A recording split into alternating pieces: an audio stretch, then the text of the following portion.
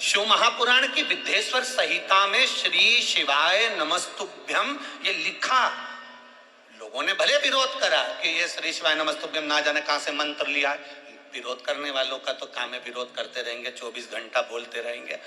हम बोलेंगे कि तुम मंदिर जाओ, विधर्मी बोलेंगे कि मंदिर मत जाओ। हम कहेंगे कि बेलपत्र चढ़ाओ, कई लोग मिलेंगे वो कहेंगे बेलपत्र मत चढ़ाओ। हम कहेंगे कि शिवलिंग का स्पर्श करो, कई विधर्मी मिलेंगे कहेंगे शिवलिंग का स्पर्श मत करो। हम कहें करो, वो कहें ना करो। हम कहें शंकर को जल चढ़ाओ, वो कहेंगे शंकर को जल नहीं चढ़ाना। जो भगवान का भजन करने वाला होगा, सत्य विचार को जानने वाला होगा, वो जान जाए।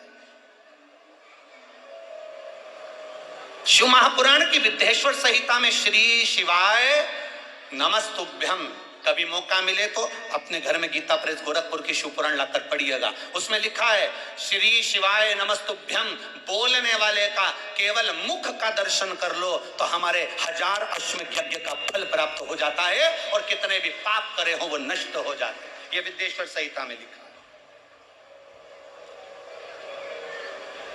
क्या है ये?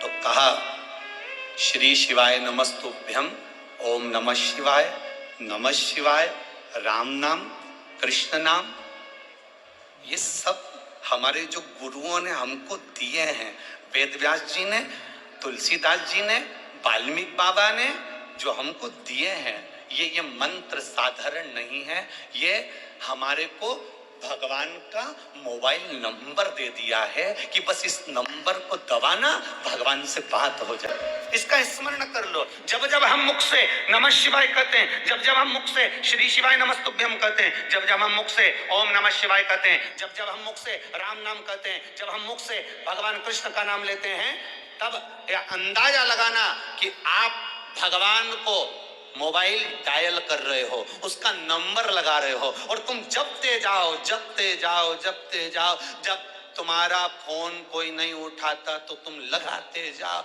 लगाते जाओ, लगाते जाओ। वो उठाएगा जरूर, जरूर उठाएगा। लगाए जाओ, उठाएगा वो। मैसेज करे जाओ, जवाब देगा वो। उठा, लगाओ। हम भी बस यही कर रहे हैं, लगाए जाओ। श्री शिवाय नमस्तुभ्यम, राम नाम, कृष्ण नाम, शिव नाम जप रहे हैं, जपते जाओ, जपते जाओ, जपते जाओ, जपते जाओ। कभी तो डायल होगा और एक बार अगर उसने उठा लिया तो हमारा कल्याण निश्चित होगा। ये निश्चितता है। एक गुफा में प्रवेश कर कर तप करना, साधना करना। और पार्वती मैया बाल्यावस्था में शिव जी के सिवाय कुछ नहीं चाहती, कुछ। जिसने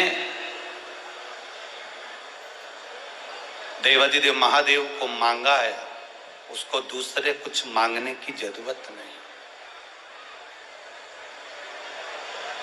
जिसने शिव को मांग लिया, जिसने बाबा देवाधिदेव महादेव को मांग लिया, जिसने शंकर को अपना बना लिया, जिसने शिव को अपना बनाया है, फिर उसको कुछ मांगने की, कुछ पाने की जरूरत नहीं।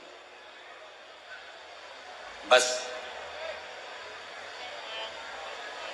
शिव अपना हो जाए। भगवान शंकर को पाने की एक ललकता माँ पार्वती माता के अंदर थी, जिन्होंने तप साधना कर कर बाल्य अवस्था से देवर्षि नारद के मुख से जो सुना था उन्होंने कि शंकर प्राप्त हो जाए, शिव कैसे भी मिल जाए, बस शिव को पाने की एक ललकता, एक ललक। पाया।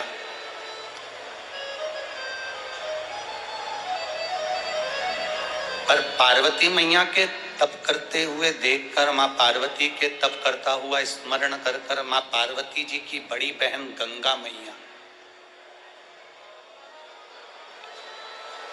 माँ गंगा, जिन्होंने पार्वती जी को देखा तप करते हुए, देवऋषि नारद से पूछा कि मेरी छोटी बहन पार्वती तप कर रही है।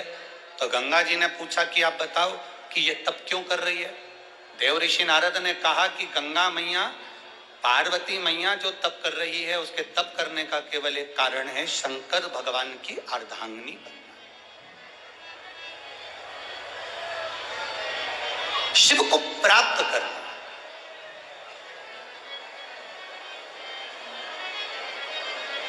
शिव को अपना बनाना।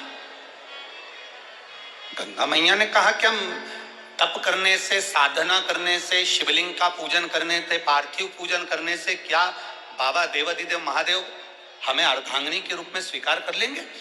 गंगा मैया से देव ऋषि नारद ने कहा, पार्वती मैया तप कर रही है तो अवश्य प्राप्त होंगे, क्यों नहीं होंगे? गंगा मैया ने पार्वती मैया जैसा तप प्रारंभ किया।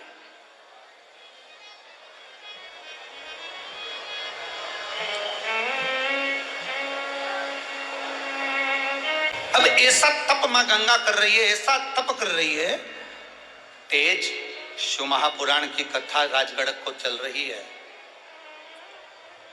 तेज शिव महापुराण की, जब तप प्रारंभ हुआ गंगा मैया का, जब तप बढ़ा गंगा मैया का, पार्वती जी के पास सूचना पहुंच गई, मां जगजननी के पास खबर पहुंची कि पार्वती, तुम्हारी जो बड़ी बहन है गंगा,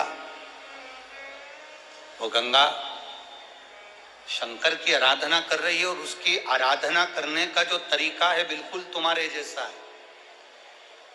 तुम जैसे आराधना कर रही हो वैसे ही गंगा आराधना कर रही है। अच्छा, पार्वती जी ने विचार करा कि शिवजी या तो मुझे अर्धांगिनी बनाएंगे या गंगा को अर्धांगिनी बनाएंगे, अब दोनों का तप बड़ा है, तो करा क्या जाए? तब पार्वती जी ने विचार करा, भी काम करती हूं कि गंगा आराधना छोड़ दे, ऐसा कुछ करा जाए। आज पार्वती जी एक वृक्ष के नीचे खड़ी हैं और उन्होंने अपनी सहेली से कहा, सुनो सखी, मैंने संतों के मुंह से सुना है, जब कोई संत निकल कर जाते हैं और उन संत पर अगर भरा हुआ पानी का लोटा डाल दिया जाए तो संत प्रसन्न हो जाते हैं। अब ये पार्वती जी ने जो शब्द कहा, गंगा जी को अंदाजा नहीं लगा कि पार्वती मेरी आराधना को तोड़ना चाहती है। गंगा जी ने कान लगाकर वो शब्द सुन लिया। शिव महापुराण की कथा कहती है, जब दो बहनें आपस में बात कर रही हो, पति पत्नी आपस में बात कर रहे हो, सास ससुर आपस में बात कर रहे हो, भाई भाई आपस में बात कर रहे हो, देवरानी जेठानी आपस में बात कर रही हो, या कोई आपस में चर्चा कर रहे हो, बात कर रहे हो, शिव पुराण की कथा कथी कभी अपने को कान लगाकर नहीं सुने, कभी कान लगाकर नहीं सुने। कभी कभी कान लगाकर सुना हुआ भी गड़बड़ हो जाता है। कक्षा 8वीं का पेपर था, बच्चे एक के पीछे एक बैठे थे, लिखने को आ गया कक्षा 8वीं के पेपर में, दिल्ली की सबसे बड़ी मीनार का नाम लिखो, पेपर में लिखने को आया। आगे वाले ने उस पेपर में लिख दिया, दिल्ली में कुतुब मीनार है, पर पीछे जो बैठा था उसने आगे वाले का नकल करने के चक्कर में देखकर लिख दिया, दिल्ली में कुतिया बीमार है। अब क्या याद उसको नहीं था?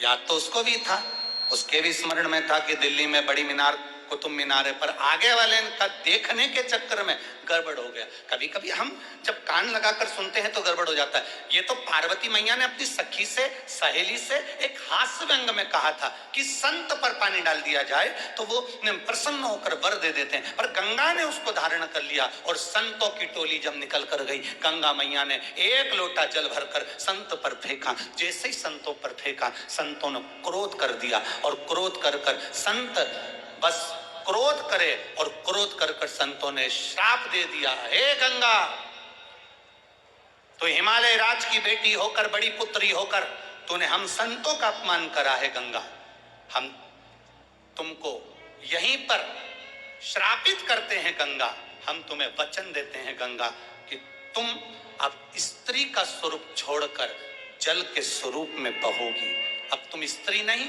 जल के वेग में बहोगी। गंगा की आंख में से जल बहने लगा। गंगा आंखों से आंसू बहा रही है। करंट आ रहा है इसमें माइक में। गंगा, उसी समय पर गंगा की आंख में अश्रु आया, और गंगा की आंख में जब अश्रु आया, जब गंगा की आंखों में जब अश्रु आए, गंगा की आंख में जब अश्रु चला, तब क्रोध में आ गई गंगा। और गंगा क्रोध में आकर उसी समय पर पार्वती के पास पहुंची और पार्वती से जाकर कहा, पार्वती तूने मेरे साथ अच्छा नहीं कहा करा। पार्वती मैं तुझे श्राप देती हूं। गंगा जब पार्वती को श्राप देने लगी तो पार्वती मैया तो कुछ नहीं बोली, पर उसी समय पर भोलेनाथ प्रकट हो गए, मेरी शंकर प्रकट हो गए, मेरे शिव प्रकट हो गए। रुको गंगा, गंगा थोड़ा रुकिए। गंगा ने कहा, प्रभु मैंने आपकी आराधना करी, पार्वती ने आपकी आराधना करी। मैंने तप करा, पार्वती ने तप करा। मैंने आपकी आराधना करी, पार्वती ने आपकी आराधना करी। प्रभु इस पार्वती ने, मेरी छोटी बहन ने मेरे साथ छल करा, इसलिए मैं पार्वती को श्राप दूंगी। शंकर भगवान कहते हैं, नहीं इसको श्राप मत दो, क्योंकि ये मेरी अर्धांगिनी बनेगी। गंगा कहती हैं, ये आपकी अर्धांगिनी बनेगी तो मैंने भी तो तप करा भोले बाबा, और मेरे साथ छल करा पार्वती ने। शिव जी बोले, पार्वती ने कोई छल नहीं करा। पार्वती ने तुमको बोला था क्या कि संत पर पानी डालना? पार्वती ने तुम्हें बोला कि संत पर पानी डालो? पार्वती ने तो केवल अपनी सहेली से व्यंग आत्मक रूप से, एक हंसी के रूप में अपनी सहेली से कहा था, और तुमने कान लगाकर सुन लिया। दोष तुम्हारा है गंगा कि तुमने कान लगाया। गंगा, जब पति पत्नी बात करते हैं ना, तो घर में रहने वाले चाहे बुजुर्ग हों बड़े हों, पति पत्नी की बात को कान लगाकर नहीं सुनना चाहिए। और जब घर के बड़े बात करते हैं, बुजुर्ग बात करते हैं, सास ससुर बात करते हैं, तो बहू और बेटे का फर्ज है कि वो कभी कान लगाकर ना सुने। ये दोनों स्मरणीय। आपने गलती करी है गंगा, गलती। प्रभु क्षमा करिए, पर मुझे श्राप लगाए मैं पानी के रूप में रहूंगी। मैं भी तो आपको चाहती हूं, मैं भी तो आपसे स्नेह करती हूं। आप मुझे अर्धांगिनी नहीं बना सकते? शंकर भगवान ने कहा, नहीं गंगा, मैं तुम्हें अर्धांगिनी नहीं बना सकता। प्रभु जैसा पार्वती के साथ आपका साथ है, लोग गौरी शंकर कहेंगे, पार्वती शिव कहेंगे, शिव पार्वती कहेंगे, क्या बाबा ऐसा संबंध आपका और हमारा नहीं हो सकता? भगवान शंकर ने कहा, गंगा तू चिंता मत कर।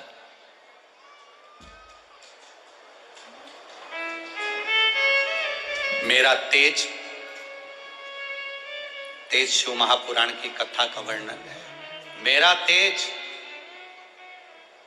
स्वयं अग्निदेव सूर्यदेव की साक्षी में तुम्हारे जल में ला कर देंगे। पार्वती माता के गर्भ से संतान नहीं, गंगा जब मेरा तेज तेरे जल में पहुंचेगा, उस जल से मेरे 6 पुत्र जन्म लेंगे, जिसका नाम षडानंद कार्तिकेय होगा। प्रभु अर्धांगिनी तो आपकी पार्वती है, और आपके बच्चों को जन्म देने वाली, आपके बच्चों को प्रकट करने वाली मैं रहूंगी। गंगा प्रसन्न हो गई, प्रसन्न। आज मेरे भोले बाबा का तेज मुझ में आएगा और मैं बच्चों को जन्म दूंगी, शंकर भगवान के पुत्रों को जन्म दूंगी। प्रभु पर मैं आपकी अर्धांगिनी नहीं। शिव जी कहते हैं, गंगा चिंता मत कर, संसार का मनुष्य मेरा एक नाम है हर, क्योंकि मैं दुनिया के कष्ट को हरता हूं। मेरा एक नाम है हर, मैं दुनिया के दुख को हरता हूं, मैं दुनिया के कष्ट को हरता हूं। दुनिया का कोई व्यक्ति कहीं पर भी बैठकर हर हर गंगे जब कहेगा, तो उसने कोटि पुण्य कमा लिए होंगे, ऐसा फल उसको प्राप्त होगा। एक बार आप भी जरा सावन के महीने में पहले तो हम आशीष तिवारी जी को धन्यवाद दे दें कि वो गंगा मैया को हरिद्वार से लेकर राजगढ़ तक लाए, उसके लिए एक बार जोरदार ताली। बहुत बहुत साधुवाद, बहुत बहुत साधुवाद। और पूरे राजगढ़ की माताओं को यह सौभाग्य प्राप्त हुआ कि कलश यात्रा में कलश में गंगा जल, और वो गंगा जल आप देवाधिदेव महादेव को चढ़ाई, ये पूरे राजगढ़ को सौभाग्य प्राप्त हुआ। बहुत बहुत साधुवाद महाराज, बहुत बहुत साधुवाद। तो एक बार बड़े भाव से बोलिए हर हर गंगे। ये गंगा और हर का संबंध है महाराज, क्योंकि देवाधिदेव महादेव ने अपना तेज गंगा महारानी को दिया। गंगा जी की जल की धार से अब देखिए, माता पार्वती जी के तन से तो उपटन से केवल एक पुत्र हुए। क्या नाम था उनका? जम के बोलो जरा। गणेश। कोई पूछ रहा था पार्वती जी कौन सा उपटन लगाती थी, तो हमने पूछा क्यों? नहीं, हम पूछ रहे हैं वो बेसन मिला के लगाती थी क्या, कि आटा वाला लगाती थी? अब एक बात अच्छे से सुन लो, पार्वती जी ना तो बेसन का उपटन लगाती थी, ना आटे का उपटन लगाती थी, ना चंदन का उपटन लगाती थी। माता पार्वती जी तो जो गाय होती है, गाय का जो गोबर होता है, उस गोबर का उपटन माता पार्वती जी अपने, गाय के गोबर का उपटन माता पार्वती जी ने अपने शरीर पर लगाया। इसलिए पार्वती जी के तन से जो गोबर को उतारा गया, गाय के गोबर का जो उपटन उतारा गया, उसका जो पुतला बना, उसको गोबर गणेश कहा गया। कौन सा गणेश है? ये सबसे पहला गणेश है, गोबर गणेश। सबसे पहला पुतला बना था गणेश जी का, तो गाय के गोबर से बना था। इसलिए हमारे गांव की माताएं आज भी शादी ब्याह में पीतल की मूर्ति मंडप में नहीं रखे, पूजन में नहीं रखे, वो दौड़ के जाए ने गाय का गोबर उठाई के न उनकी सूंड मूंड बना के मटका पे ने तुरंत हंडे पे रख दे और कहते महाराज जी चालू करो सत्यनारायण की कथा। महाराज जी बोले गणेश जी रखा तो गोबर का,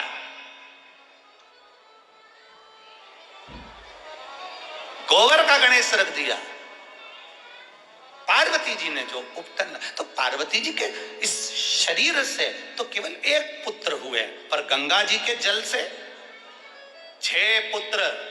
गंगा जी के जल से जब भगवान के तेज पुंज को ले जाकर गंगा जी के जल में दिया गया, गंगा जी की 6 धारों ने उस भगवान शंकर के तेज पुंज को 6 भाग में बांट दिया। 6 भाग में बांटा तो 6 पुत्र जन्म ले लिए। गंगा मैया 6 पुत्रों को अपनी गोदी में लेती, कभी बालक इधर रोता, कभी उधर रोता। मां गंगा परेशान हो गई। गंगा जी ने उसी समय पर ऋषियों को बुलाया, संतों ऋषियों आओ। 7 ऋषि आ गए, 7 ऋषि आए और ऋषियों ने आकर पूछा गंगा जी क्या बात है, बधाई आपको 6 पुत्र होने की। गंगा मैया के पुत्र होने की तो बधाई जाने दो, परंतु इन 6 को संभालूं कैसे, अकेली, और औलाद कितनी? बोलो बोलो जम के बोलो जरा। 6। अब करूं तो करूं क्या? तो गंगा जी ने कहा ऋषियों अपनी अपनी अर्धांगिनियों को भेजो। तब ऋषियों की पत्नी आ गई जिनका नाम था कृतिका। उन्होंने गंगा जी के 6 पुत्रों को, सप्तऋषियों की पत्नी कृतिकाओं ने गंगा जी की 6 पुत्रों को पालना प्रारंभ करा, बड़ा करना प्रारंभ करा। पर 6 पुत्र की आदत ऐसी थी कि रोए तो एक साथ, दूध पिए तो एक साथ, और जब बिलक बिलक कर रोना चालू करें तो एक साथ, भूख लगे तो एक साथ। सारी कृतिकाएं, ऋषियों की पत्नी भी परेशान हो गई। तब आखिरी में गंगा जी ने विचार करा कुछ तो करना पड़ेगा। गंगा जी ने कहा कृतिकाओं इनको यहाँ घाट पर सुला दो, घाट पर सुलाओ। 6 को घाट पर सुलाया। गंगा जी ने अपने हाथ में जल लिया। अगर मैंने शिव की आराधना तप साधना से करी है, मैंने शंकर को विश्वास के साथ पूछा है, तो ये 6 एक हो जाए। जो गंगा जी ने पानी छोड़ा, कृतिकाओं ने देखते ही जल छुड़वाया, तो कृतिकाओं के सामने 6 पुत्र एक हो गए, पर उनके शीश 6 अलग अलग हो गए। तब भगवान भोलेनाथ देखकर प्रसन्न हुए। शंकर जी ने कहा सुनो गंगा, ये 6 एक हुए हैं और इनको कृतिकाओं ने पाला है, इसलिए इनका नाम कार्तिकेय होगा और ये जनमानस का कल्याण करेगा। कार्तिकेय नाम। अब देखो 6 पुत्र तो भगवान गंगा जी की गर्भ से तेज पुंज से हो गए। अब 6 पुत्र हुए। अब गंगा जी के उस जल से और संतान की उत्पत्ति देखिए। अब भगवान भोलेनाथ पार्वती जी के साथ में चौसर खेलने बैठे। तेज, शिव का तेज। चौसर खेलने बैठे तो शंकर भगवान बोले पार्वती चलो आज चौसर खेलते हैं। पार्वती जी चौसर खेलने बैठी तो शंकर भगवान ने पार्वती जी से पूछा कि तू चौसर में लगाएगी क्या? पार्वती जी बोली मेरे पास तो मेरे पिताजी का दिया हुआ बहुत कुछ है। हिमालय राज ने जब विदा करा था तो मेरे पास तो बहुत है, पर ये बताओ कि तुम क्या लगाओगे? शंकर भगवान बोले मेरे पास डमरू है। पार्वती जी बोली किसी काम का नहीं। मेरे पास में बोल जम के बोलो जरा, सांप है। पार्वती जी बोली किस काम का? मेरे पास त्रिशूल है। पार्वती जी बोली ये सब हमारे काम का तो नहीं है प्रभु, कुछ अच्छा सामग्री लगाओ। पार्वती जी ने जब जैसे बोला तो शंकर भगवान बोले मेरे पास केवल एक मृगछाला है जिसको मैं लपेटता हूँ, ये लगा देता हूँ। पार्वती जी ने कहा फिर समझ लो अच्छे से, अगर हार गए तो दूंगी नहीं लपेटने को, पहले तुम विचार करो। फिर मत कहना हमसे कि हम कर्पूर गौरम कर्णावतारम हो गए। भगवान शंकर बोले पहले तो मैं हारने वाला नहीं हूं, ये पक्का है। चलो खेलो चौसर। जो मां पार्वती ने चौसर खेलना प्रारंभ करा और जो मां पार्वती चौसर खेली, खेलते खेलते खेलते खेलते शंकर भगवान का डमरू, त्रिशूल और सांप सब ले लिया। अब बचा था मृगछाला। जो मां ने चौसर खेली तो तन की मृगछाला भी चली गई। अब पार्वती जी बोली प्रभु, शिव जी बोले क्या कहना है तेरा, मतलब क्या है? उतारो उतारो। शिव जी बोले पार्वती हम नग्न हो जाएंगे। शंकर भगवान से पार्वती जी बोली प्रभु चौसर में आ रहे हो, देना तो पड़ेगा, लाओ दो। अब भगवान पार्वती जी को वस्त्र देकर कहां जाएं तो मेरे भोलेनाथ नीलकंठ पर जाकर बैठ गए। जो शिव जी नीलकंठ पर जाकर बैठे और नग्न वेशधारी, नग्न वेश, शिव जी का एक रूप हो गया जिसका नाम था अवधूतेश्वर। कौन सा? अवधूतेश्वर। बोला अवधूतेश्वर भगवान की, नग्न वेशधारी। अब भगवान मन में सोचे कि नग्न वेशता आ गई। थोड़ी देर बाद षडानंद कार्तिकेय आए। माता से पूछा मां पिताजी कहाँ हैं? माता ने कहा बेटा तेरे पिताजी चौसर खेले थे और वो सब हार गए, तो पता नहीं बहुत दिन हो गए गए हुए, दिख नहीं रहा। कार्तिकेय कहते हैं मैं पता कर षडानंद कार्तिकेय गए नीलकंठ पर। जो नीलकंठ पर पहुंचे तो देवाधिदेव महादेव नग्न वेश में बैठे थे। षडानंद कार्तिकेय ने पुत्र ने पिता से पूछ लिया पिताजी। पिताजी बोले हाँ बेटा ये कैसे हो गया? पिताजी बोले ये सब तेरी माता की करामात है। चौसर में मैं हार गया, उसने मेरा वस्त्र रख लिया, दिया नहीं। पिताजी ये हालत, आप चिंता मत करो पिताजी, मैं आपके लिए वस्त्र लेकर आता हूं। शंकर भगवान का वस्त्र लेने के लिए षडानंद कार्तिकेय अपनी माता के पास चले गए। माँ माँ माँ कहती बोल बेटा। माँ मुझे आपके साथ चौसर खेलना है। पार्वती जी बोली बेटा तुम छोटे हो, बच्चों के साथ चौसर खेलो। ना ना माँ मेरे को आपके साथ चौसर खेलो। ठीक है खेलो चौसर। माँ आप चौसर में क्या लगाओगी? षडानंद कार्तिकेय ने कहा अपनी माँ से, तो माँ कहती है बेटा केवल दुनिया में केवल एक माँ ही तो ऐसी है जो सबसे जीतना चाहती है पर अपने बच्चों से हारना चाहती है। केवल एक माँ। माँ कभी अपने बच्चों से नहीं जीतती, माँ अपने बच्चे के आगे हारती है, बच्चों से नहीं जीतती। माँ आप क्या लगाओगी? क्या चाहिए तुझको? पिताजी जो मृगशाला छोड़ कर गए हैं वो मृगशाला दे सकती हो? माँ ने कहा ठीक है लगा दूंगी। अब माँ ने जान कर हारा, हार कर षडानंद कार्तिकेय को वो मृगशाला दी। भोलेनाथ जी मृगशाला बांध कर बैठे। बैठे तो शंकर भगवान घर आने से पहले माँ गंगा के जल में स्नान करने बैठ गए। गंगा के जल में जो स्नान करा तो शंकर भगवान के तेज पुंज से जो भस्म रगी थी उस भस्म में से उसी समय पर भस्म के 5 हिस्से गंगा के जल में बहकर जाने लगे, जिससे 5 कन्याओं का जन्म हो गया। जया, विषहरा, श्यामली बारी, दौतली और देव, ये 5 कन्याओं का जन्म हो गया। भोलेनाथ जी आ गए पर शिव जी का मन नहीं माना।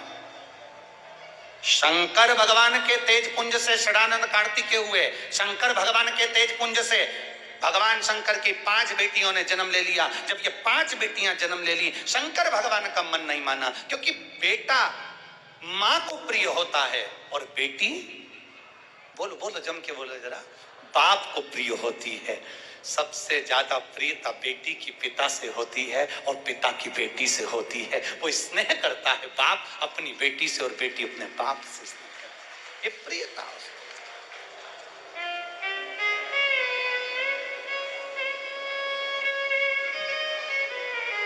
एक निवेदन आप सबसे करना चाहेंगे, रक्षाबंधन का त्योहार आए, कितना भी झगड़ा हो तुम्हारा, कितना आपस में चाहे तुम्हारी बोल चाल नहीं हो, तो भी निवेदन है अपने घर की बहन बेटी को, अपने घर की बेटियों को, बुआ को, जीजी को प्रयास करना।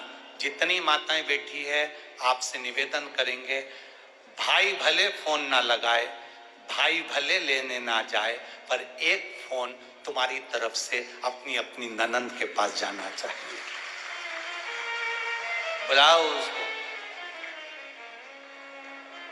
एक फोन रक्षाबंधन के पहले अपनी अपनी ननंद के पास जरूर लगाओ और फोन लगाकर बोलो, जीजी कब आएगी तू?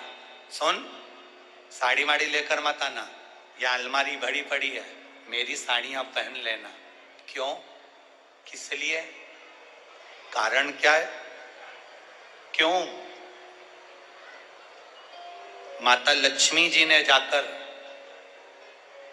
राजा बलि की धर्म पत्नी के वस्त्र को क्यों लिया था? लक्ष्मी जी के भाई हैं राजा बलि, क्यों लिया? ऐसा वस्त्र में क्या था? क्यों कहा जाता है जीजी मेरी साड़ी पहन लो?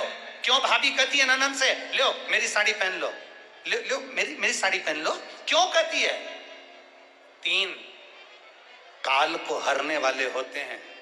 पहले नंबर पर संत, ब्राह्मण, साधुजन, गुरुजन जब तुम्हारे दरवाजे पर आते हैं तुम्हारा काल हर लेते हैं। दूसरे नंबर पर है गौ माता। गाय को जब हम रोटी देते हैं गौ माता हमारे काल को हर लेती है। तीसरे नंबर पर है बहन बेटी, जब हमारे यहाँ आती है और हम कह देते हैं जीजी ये मेरी साड़ी है पहन लो, घर से साड़ी लेकर मत आना, जब हम उसको साड़ी पहनने को दे देते हैं तो एक ननंद बहन बेटी ऐसी होती है जो अपने भाई के घर के काल को भी हर लेती है, वो बहन बेटी होती है। पर आप में से कई माता ऐसी भी बैठी है जो अपनी एक साड़ी नहीं दे, और अगर ननंद पहन लेना तो 25 बार के बता दे जी जी मेरी है, जी जी अच्छे से बैठो साड़ी फट जाएगी, मेरी है। वो कहे सुतो का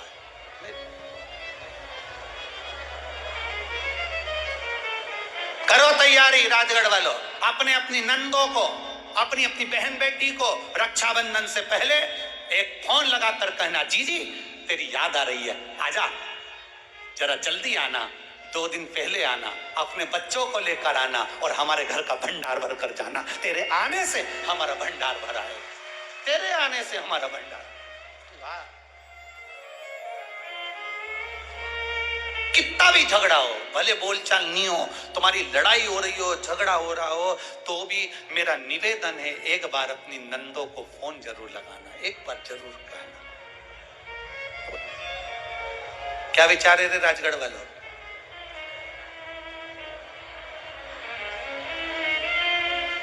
जल्दी बोलो, जल्दी बोलो, दोनों हाथ हिलाकर। पक्का? पक्का? बस, बहुत जोरदार। हर हर। कितना भी झगड़ा हो, कितनी भी लड़ाई हो, कितना भी, और जितने लोग आस्था चैनल पर कथा सुन रहे हैं, जितने लोग फेसबुक यूट्यूब पर सुन रहे हैं, हमारे सनातन धर्म का त्योहार है रक्षाबंधन का त्योहार।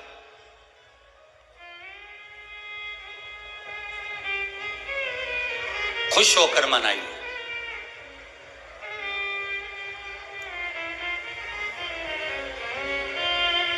हमारे ब्रह्म कुमारी आश्रम की बहनें भी रक्षाबंधन का त्योहार बड़े आनंद से मनाती हैं। ब्रह्म कुमारी आश्रम की बहनें, ये ब्रह्म कुमारी आश्रम की जो बहनें होती है ना, ये रक्षाबंधन का त्योहार बड़े बड़े आनंद से मनाती है, और कम से कम 1 महीने तक मनाती है रक्षाबंधन का त्योहार। क्यों? क्योंकि ब्रह्म कुमारी आश्रम की बहनें जानती हैं कि सनातन धर्म धीरे धीरे कटता जा रहा है, रक्षाबंधन के माध्यम से एक दूसरे को जोड़कर ये भगवान शिव की भक्ति में रमाया जाए। बोल बम का नारा है, कल्याण तुम्हारा है। आवाज नहीं आई है, जरा दम से बोलो, बोल बम का नारा है, सारी समस्या का हल। बस।